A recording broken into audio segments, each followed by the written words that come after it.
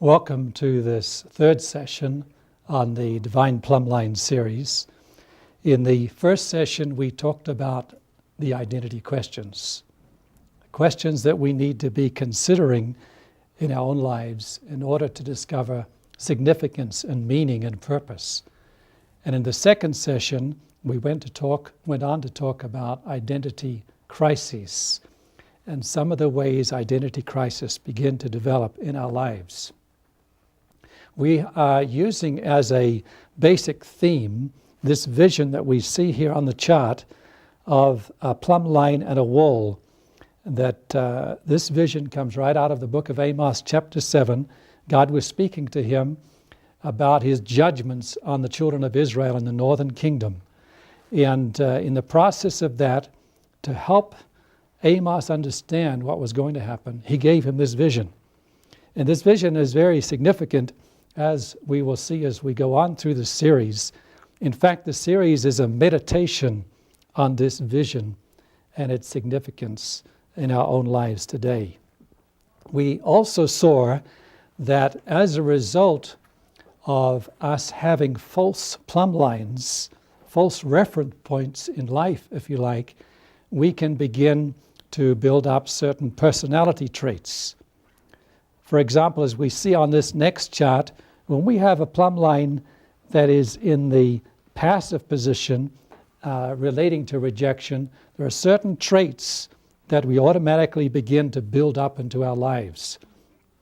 A classic example of this you'll see as you review back in the second session is Saul, as he began to feel more and more rejected over being the king of Israel. In the New Testament, an example of that is Judas, who finally finished up down here committing suicide.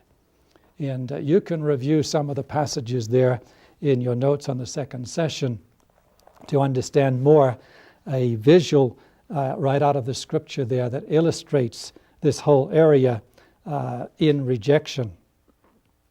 We also saw how when we have a reference point in rebellion, then we begin to build up personality traits on this other side. What we're going to do in this session is go on further and look at some of the detail of how the enemy sets us up for an identity crisis, because that's a game he's continually playing with our lives, and he's a master at it. And so we're going to see how he continues in this process, first of all, of taking out truth and love from our lives, particularly during those early developmental years, and giving us a reference point in rebellion or rejection.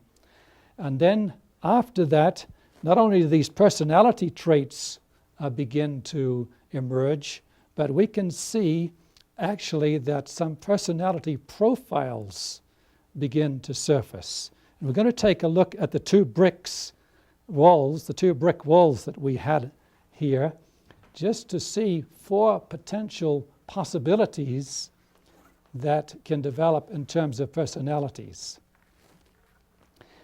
We'll draw a line right across here, and we'll divide this up into four quadrants.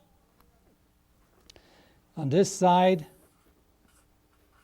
1 and 2 are relating to the plumb line in rejection. On this side, 3 and 4 are relating to the more aggressive position in rebellion.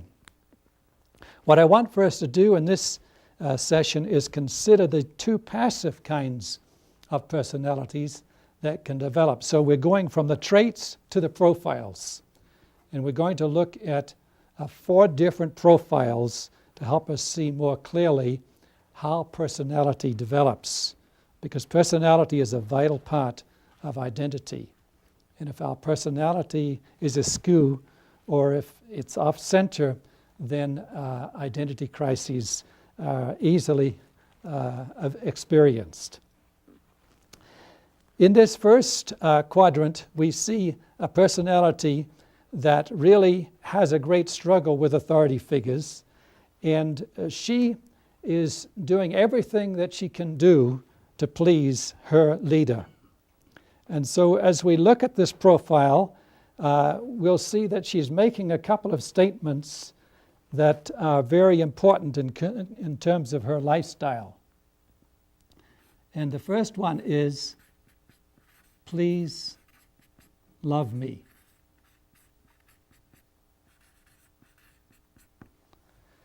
And of course, this is a statement that's coming right out of the challenge of the love deficit that we talked about in the earlier session.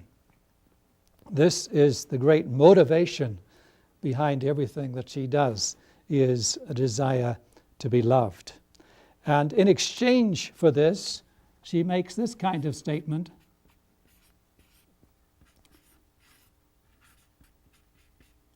I'll do anything you want.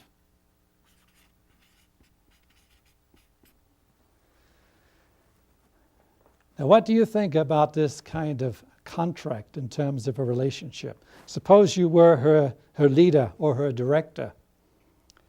How would you feel about building a relationship with this kind of personality? What kind of things would you struggle and wrestle with? Well, you would find that she would be quite a drain-off in terms of energy in relationship with you, because she will be continually demanding expressions of love and affirmation in a variety of ways. If you're unable to produce, then she will begin to move into a crisis and then have some reactions that could be adverse in your relationship. So you see that this kind of motivation can be quite a disruptive one and quite a draining one. There are a couple of things, too, relating to this other statement, I'll do anything you want. This is an unprincipled statement, because it means that anything you want, I'll do if you can give me love. And this is a contract in a relationship. It's not an uncommon contract. In fact, it's a very common contract in relationships today. The great problem with this kind of contract is that we can't meet one another's love needs. We cannot meet one another's love needs. We can meet some of them, but we cannot meet all of them. There's only one person who can really meet all of our love needs, and that's God. And so what happens in this kind of relationship is this person is putting pressure on you to be God in their life. That's why after the honeymoon is over, the storm comes in and the relationship is rocky, because the wife realizes her husband is not God. Or the husband realizes his wife cannot give him all the love that he expected from her. And so the relationship begins to break down because the contract wasn't being kept. There is a false belief that we need to look at in this kind of personality, and it's this, that I must be approved, underline must,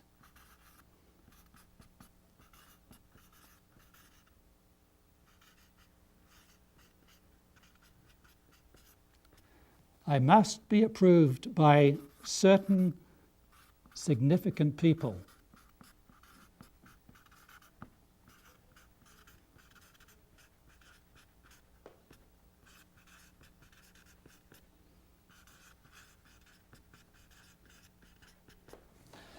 And the reason for that is so that they can have value or worth, and that they can feel that their life is worthwhile. And if that approval is not there by those significant others, then value begins to drop off, and this individual can begin to have tremendous inner struggles in their life and relationships. As a result of having to have this approval, we see there are certain fears that come into this personality's life. For example, a fear of failure, because if they fail, then they are not able to receive the love input that they are looking for. Certainly an ongoing fear of rejection, rejection around every corner, and a fear of criticism. This also can be very difficult for this kind of personality. They are driven to please. That's the major motivation in behind all of their relationships. And so there's a big challenge here. If we take a look at some other aspects in relationship to this person, we can see a little bit more clearly some statements that would help us understand their real position. One, they need to be needed. And if they're in a relationship where they don't feel that, they'll soon get out of that relationship. Two, they create needs, if need be. In other words, it's through needs that they can please and they can have love. When they give, it's always with the thought of return. In other words, it's a conditional relationship that they are forming with you. And if the return is not there, the relationship, again, can begin to weaken. Because they are such givers, they will often wear themselves out for others. And this is the kind of person who very easily goes on in giving and gives themselves away. And of course, what they're trying to do is make up the love deficit. They can even get to the place where they become a martyr for others. By that I mean they lose themselves. They die to who they really are. And then they come to the place where they don't really know who they are. And they are very vulnerable to all kinds of crisis in that position. The next point we see is the potential for burning out. And we need to recognize that there are a number of Christians in the service of God and also on the mission field who are struggling today with this whole area of burnout. And we have to ask the question, why? Does Jesus burn out his disciples? Where does burnout come from? In this whole area of frontier missions. What's the burnout? Drop out. And where is the burnout coming from? I want to suggest that this is one very common source. When a person is trying to serve the Lord and build relationships off of this kind of platform. Psychosomatic problems are where the stress and the strife going on inside gets too much for the person to contain, and it spills out in physical symptoms, aches and pains and bowel problems and skin problems, these kinds of things. And so these are some of the things that we can expect when we are living this kind of lifestyle and we have this kind of contract in our relationships. King Saul in 1 Samuel chapter 15 is a biblical example of this. We see how God called him to go and slay this enemy king called Agag and just totally annihilate everything because there was so much evil there. In 1 Samuel 15, we see that he went and he not only spared the king, but he also spared some of the livestock and brought them back to Samuel the prophet. Samuel went out and challenged him. And Saul's response we see in 1 Samuel 15, verse 24. Saul said to Samuel, I have sinned, for I have transgressed the commandment of the Lord and your words, because I feared the people and obeyed their voice. What's this saying? It's saying that Samuel's fear of the people was greater than the fear of the Lord. This was the kind of relationship that he was living out. And so he began to lose the kingdom from that time on. This personality profile is also one that I can relate to because for many years of my life and Christian life, I lived like this. I was searching for love through relationships with people. And I went through a series of disappointments and discouragements because people just couldn't give me the kind of love that I really wanted. I got into the whole area of medicine. I got into the area of counseling to serve and to give and to help others in order to have the return of affirmation and love to facilitate some compensation for my love deficit. So many years of my life, I was serving God like this. And of course, I got close into burnout. I had psychosomatic symptoms. I began to lose who I really was. by giving myself away to others. And so I can relate very much to this personality and have had some big struggles in coming out of this personality and discovering who I really am and living freely in who God has called me to be. Now, this person, when they come out, have the potential to show pastoral giftings, usually. Yeah, because we see when they begin to move from a false plumb line and a rejection to a true plumb line, then they begin to be able to give unconditional love. Of course, this is something that God gives to us. He models to us, and He's wanting to lead us into this. Also, they are affectionate and warm in relationship toward others. That's not difficult because that's also been a part of their past. They are thoughtful and kind, caring and helpful, and serving, but this time without conditions. It's an unconditional love and it's an unconditional serving. So we can see here in this kind of personality profile that there can be a great struggle until this person goes through a crisis and really begins to find a new reference point in their lives. Now, there's a second profile that relates into this whole area in passivity, and this is the second one on the in the walls that we looked at earlier. It's in the lower left-hand quadrant. And you'll see this person, instead of reaching out to relate to the authority figure, as number one did, the compliant personality, that can't do it, tends to be turning away from the authority figure. And they are not a great help in the team. In fact, it's a great struggle to work with them. Because basically they have two statements that are bottom line. And the first one is, nobody loves me. Meaning that they have given up. And oftentimes they have tried and tried and tried, but come to the place where in reality no one really does love me. And I'm not even sure if God loves me either. And this is the kind of position this person comes to through a series of broken relationships.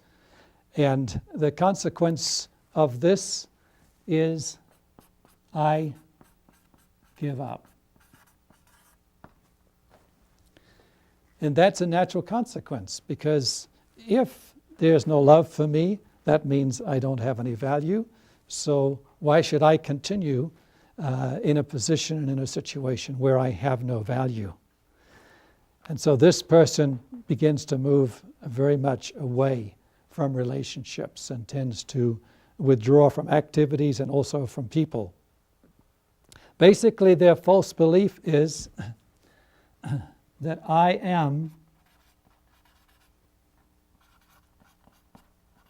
what I do. And I've been failing and failing over and over again. That's what I do best, to fail. And so I am a failure. I am a nobody, basically. I'm a can't do it. And so you see, this person really has a very negative perspective on life, but it all can be related back in to the influence of the love deficit in early developmental years, and that love deficit being reinforced through a series of broken relationships. So the consequences of having a life statement like this is, in terms of emotions, I wrestle with a lot of shame and easily feel shame. Also, I struggle with guilt. You need to recognize the difference between shame and guilt here. Guilt is relating to what I do. If I do something wrong, I can feel guilty, and perhaps I might take responsibility and repent over that. But shame is relating to who I am. So shame says, when I do something wrong. I am wrong. And so shame begins to affect my personhood. I am a failure. I am stupid. I am dumb. Those are shame words. Parents sometimes use shaming words to get their children to perform better. But they don't realize, in fact, what they are doing in heaping shame up on their child, because those words get echoed over and over again in the spirit of the child, through the developmental years and on into adulthood even. So this person is very susceptible to shame and wrestles with a lot of depreciation of their true value and worth. And it's a great challenge for them to rise up out of this position and break out of that passivity that locks them down in there. With regards to some of the factors that this person wrestles with, we can see in this next chart that the can't do it is often self-absorbed. And they get into situations where they are just overwhelmed with what's going on in themselves, self-absorbed and self-centered. And of course, because of that, they can become very moody and very melancholic. And in relationships, this can be a very difficult thing to bear, especially in a marriage or in a family. It's natural, of course, that when we have this perspective, this belief about our lives, that we will experience depression more and more, and even deeper and deeper, simply because of the negative thoughts and feelings that we continue to feed into ourselves. Self-pity is a brick or personality trait we looked at earlier. This person has a lot of sorrow for themselves, but it's a struggle for that sorrow to actually bring a change. Self-contempt, they go into the place where they begin to think negative and bad thoughts about themselves, putting themselves down, not only in their own thoughts, but also in front of others as well. Self-hatred, this is bred in this kind of situation because the person is going into a mode of becoming more and more against themselves. Shame, we've talked about, and escapism. The pain of being in a position like this can be overwhelming, and eventually the person can say, I can't handle this anymore, and go out into the world and handle it the way the world handles crises like this, through sex or drugs or alcohol or whatever. So escapism is something that eventually this person can come to. Well, there was a woman who had a family of 6 children, and these children were very close together. 4 boys and 2 girls, and it came to the place where she just couldn't handle 6 children so close together with all the other responsibilities of being a wife. Her husband was not very affirming or understanding, and so she did not receive a lot of love through him, and as a result she began to get deeper and deeper into this can't do it position, and just eventually gave up on being a mother and being a wife, and gave up on the family, and the kids just lived wild. Her escapism was into TV and into Hollywood, the Hollywood world, and she would sit there for hours. In fact, she developed an illness or sickness that kept her there looking at the television for hours and hours, but that she escaped into that fantasy world. And there are many who sink into this depth of despair and discouragement over life. Another a biblical example we can see in Exodus chapter 3, and that's Moses. We looked at Moses earlier on, but let's take a look at him here with regards to the challenge that God brought into his life to be the deliverer for his people. He battled and wrestled with God's call and gave excuses in chapter 3 here, like that I can't speak or I am a nobody. And so, God, you've got the wrong person. And as a result, we see God was quite upset with him. But Moses really had sunk down into this profile position because of the crises that he had walked through. And he was in a place where he was giving up. And that's exactly where we find this kind of personality. And when the prerequisites are all set in place, and that there are some of these traits, and there's a plumb line in rejection. When this person changes, and we'll talk a little bit later on about how change occurs, they have the potential to release the giftings of a teacher and also artistic giftings and abilities. Usually when they come out from their position, they are very self-aware and they understand a lot of what's going on once revelation comes. And they're also very intuitive. They can perceive things that others just go by and miss altogether. They're also very sensitive to where others are at, because remember, they've walked out of a lot of injury and pain in their inner selves themselves. And gentleness is a great mark of this kind of personality as well, because they recognize the need for this in relationships, particularly because they were wounded by those who were not so gentle with them when they were in a previous position. Compassionate, they have a lot of potential there, being creative, artistic, romantic. In one of our counseling schools, there was a young man in Europe who came, and he was really the can't-do-it personality, and that was obvious after the first week or two.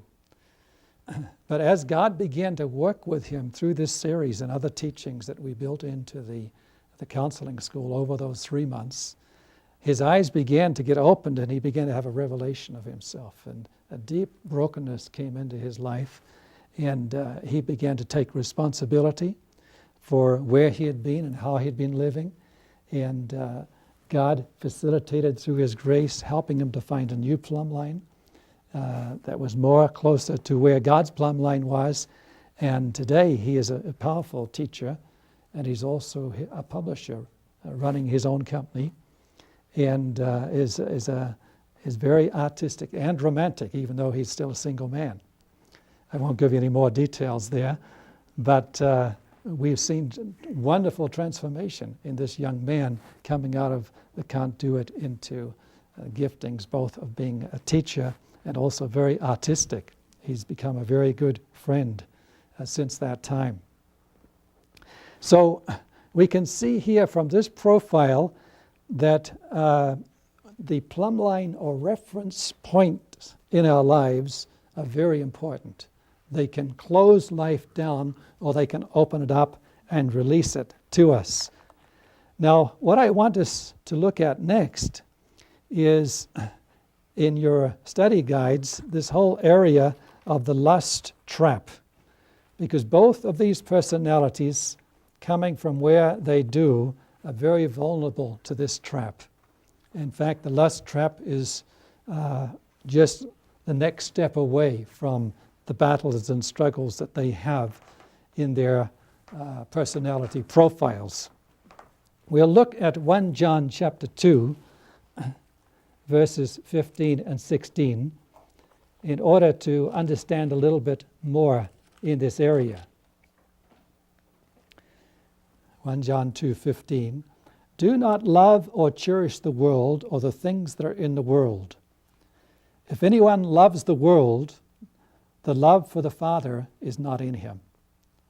For all that is in the world, the lust of the flesh," and the Amplified calls that the craving for sensual gratification, "and the lust of the eyes," that is the greedy longings of the mind, "and the pride of life, these do not come from the Father, but are from the world. and the world passes away and disappears, and with it these cravings. But he who does the will of God and carries out his purposes in his life remains forever. This is a very powerful scripture, and you'll notice that John speaks about lust and love in an almost interchangeable way. And what he's highlighting here for us is that lust and love have become synonyms in our contemporary language, so we find it difficult to differentiate between the two out there in the world, at least. But John is saying the lust of the eye, the lust of the flesh, and the lust of the eye are two great areas of vulnerability for these two personality profiles. One, the compliant, and two, the can't do it. Why? Because when things don't work out, what happens is, as a result of the rejection, which is this swing A here, rejection, they begin to experience pain.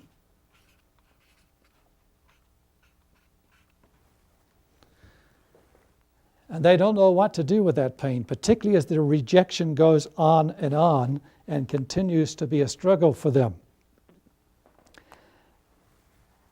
What often happens is that as they wrestle with this pain, there comes on the scene a pleasure. And of course, this is a trap that is set by the enemy, so he usually understands those things that are pleasures for us. And we partake of the pleasure and find relief from the pain. But then we swing back here to the midline until we receive another stimulus of rejection. Because life is like that. There's rejection out there if we are looking for it, and even if we're not. So what happens when rejection comes again? This person swings back to the pain, and of course by now they are realizing there is some relief in the pleasure, and so they swing over to the pleasure. Now this is something that many people do to compensate for pains of various kinds in life. But where we need to be careful in this kind of situation is when we begin to drift into deeper and deeper into the pleasure as an analgesic for the pain. As that happens, there's a shift of the cycle in this direction until eventually we can see here that the cycle finishes up around the pleasure, and the pleasure now has been empowered. So the pleasure now is controlling us and is taking over our lives. And we have a great difficulty breaking out of that. This is what I call the lust trap. It's a summary, in a sense, of what John is talking about in verses 15 and 16 of chapter 2. So as we go deeper and deeper into this lust trap, the pleasure becomes addictive. In fact, this is how addictive behaviors result. They develop as a result often of pain that we cannot bear and a pattern of escaping into a pleasure of one kind or another. And there's a whole variety of different pleasures that we try to escape into. Of course, there are those that are more common in life, and we see this, for example, in a patient who came to my clinic one day, and she said, I'm overweight, and I really needed some medication to help me because I don't like myself with so much weight on. So I said, do you mind if I ask you a few questions before I give you a prescription? She said, no, that's okay. I said, how much do you eat? And she said, well, not very much, actually. That's what I don't understand. Well, how often do you eat? And we began to realize she was eating quite frequently right through the day. And I said, well, tell me a little bit about your husband. And she was quiet for a moment. And I probed her a little bit more. And she said, well, he's an alcoholic. So what was going on in this marriage, in this home? He was escaping from his pain into alcohol. And he had now become an alcoholic. And of course, that's a classic example of the lust trap and how alcohol not only begins to destroy the person physically, but also emotionally and spiritually, and also begins to destroy marriage and family and all those things that mean anything. And that's the effects of the lust trap. In order to cope with the pain in her marriage and her family, she was eating. And so she was going into the same trap, but using food as a form of escape. And of course, these are days in which we see a lot of eating disorders emerging. A lot of young people are struggling with eating disorders, even Christian young people, even those out in missionary work and serving God. And where there's a lot of demand and pressure and there's pain with it, this can be a form of escape. Bulimia, for example, where a person sits down and eats huge amounts of food at once and then has to purge it out or throw it up. And this can actually lead to very serious medical condition of electrolyte imbalance, which can be life-threatening. And there are other examples like that in the whole food situation. But another aspect or illustration here in the pain-pleasure swing is the whole sexual appetite. There's a whole variety of expressions or illustrations in this aspect of the lust trap, where, for example, people contract venereal disease and, of course, the AIDS epidemic. And then there's the sexual abuse that gets carried on from one generation to another.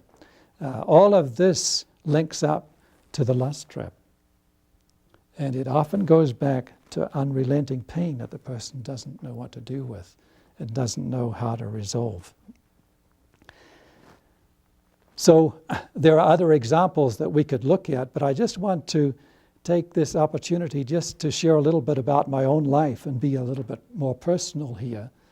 I grew up in a larger family, and we had to compete a little bit for love.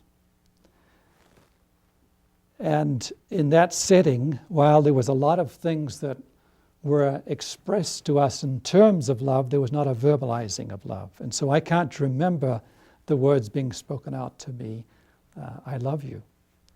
And something inside of me longed to hear those words as a child growing up, just to hear that somebody say, I love you.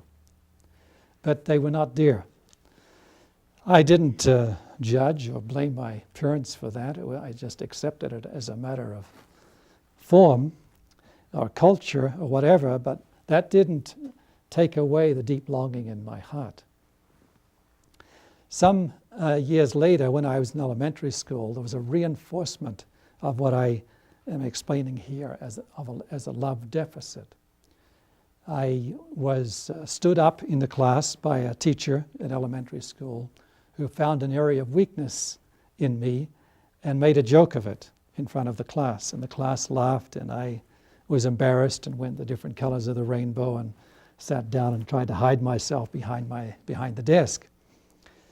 That was okay, except the teacher, having realized that I was vulnerable in this area, began to use me to lighten the mood of the class when things got a little bit dry or boring. And so I became a kind of a joke in the class. And being a rather sensitive personality, I took that very hard. And what happened was that I began to have a fear of going into the classroom. And I withdrew from participation. I wouldn't put my hand up to answer questions or to respond, even though I knew the answers, because of the fear of being laughed at and the fear of rejection, the fear of more pain, because this is where I was finding myself, right here in the classroom context. Well, it was a very difficult time for me, and I discovered that through eating between classes, I could find some relief from the pain. And so that's what I did. I had a little storehouse where I kept food, and in between classes I would go and have a little nibble. And that brought some degree of relief. But what happened was that I became more and more dependent on that kind of relief. And if the class went on too long, I found myself just in quite a state, because I couldn't get to have something to eat so I could last out the next class. The other kind of pleasure that the enemy began to seduce me into, because he's the author of the lust trap, was unclean thoughts. And there were many of these in the classroom. And so as I listened to my classmates, I would gather a catalog of unclean thoughts, and my mind became a garbage can as a result.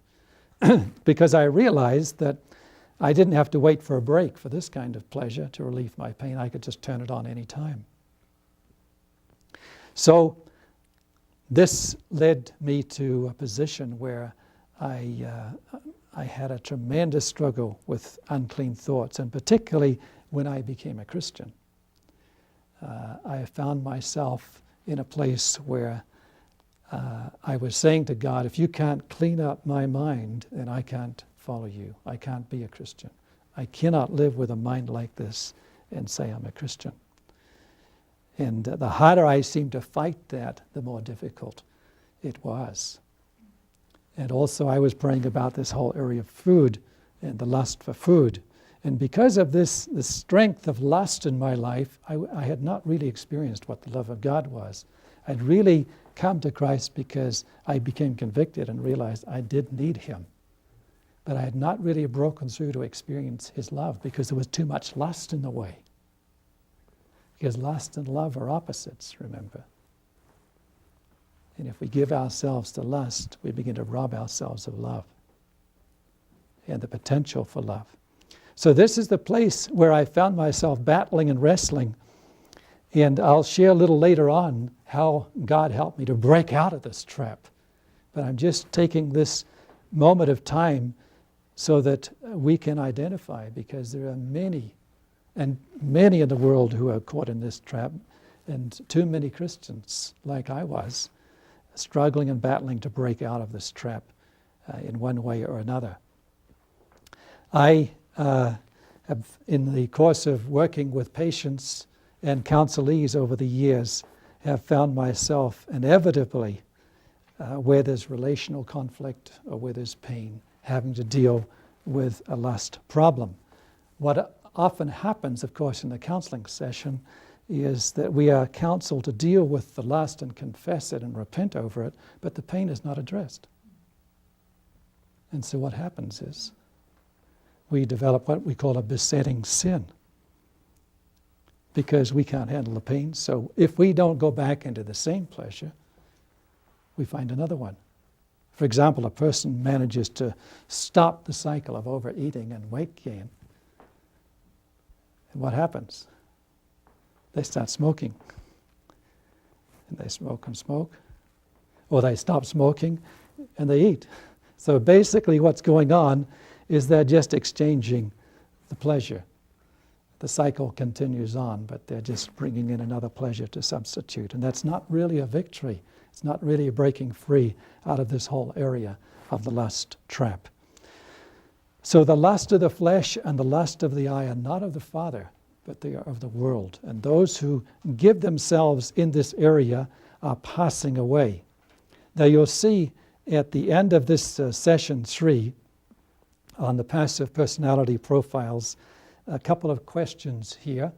And I'd encourage you just to take some time out to describe some of the inner pains that you've experienced and how you handled them, and also talk about some of the consequences of those pains in your own life. And God encourage you and give you revelation as you do. Thank you.